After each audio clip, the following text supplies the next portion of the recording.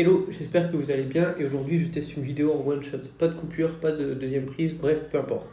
Hier je vous parlais de comment on automatise des tâches petit à petit, à savoir étape par étape comment faire. Aujourd'hui on va voir quel outil on va utiliser pour faire ça. Donc il y a trois outils principaux, à savoir Zapier, Make et N8N. Alors on n'écoute pas les gens qui disent que tel et tel c'est nul, faut utiliser N8N parce que bien souvent c'est ce qu'on entend. Zapier ça sert à rien, c'est trop nul, Make c'est mieux qu'N8N, bref, on entend tout et n'importe quoi. Alors je vais vous donner quelques clés pour choisir quel outil utiliser. Il faut savoir que si c'est un truc rapide à faire, moi je vous conseille, et même si vous débutez en général, d'utiliser Zapier. Pourquoi ? Parce que Zapier, ça va vous apprendre les bases du concept de l'automatisation, enfin des concepts plutôt de l'automatisation, à savoir les déclencheurs, le résultat final, les filtres, etc. etc. Si c'est des automatisations qui sont rapides à faire, alors utiliser Zapier, c'est vraiment le meilleur. Bon, ça arrive, c'est pas fait exprès, mais bref. Ensuite, si vous voulez aller un peu plus loin, utilisez Make. Make, ça vous permet aussi d'utiliser de l'IA. Il me semble que Zapier, c'est possible aussi, mais j'ai jamais fait le test, alors je vais parler que de ce que je connais.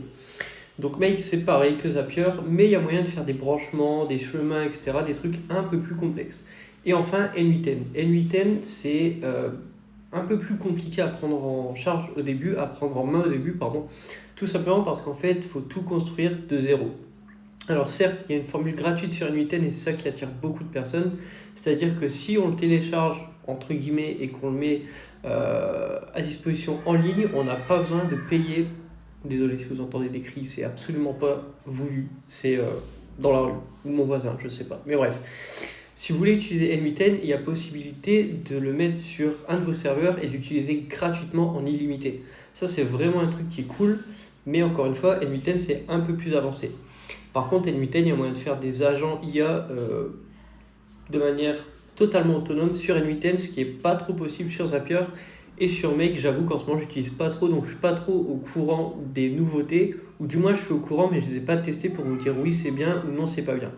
Du coup, si vous commencez, je vous recommande d'utiliser Zapier. Et si vraiment vous vous dites, ok, j'ai envie de passer un step, alors on passe sur Make. Et ensuite, si on se dit, ok, là maintenant, j'ai envie de construire des agents tous les jours, alors N8N, ça fera largement l'affaire. Sur ce, on se dit à demain pour une prochaine vidéo. Ciao.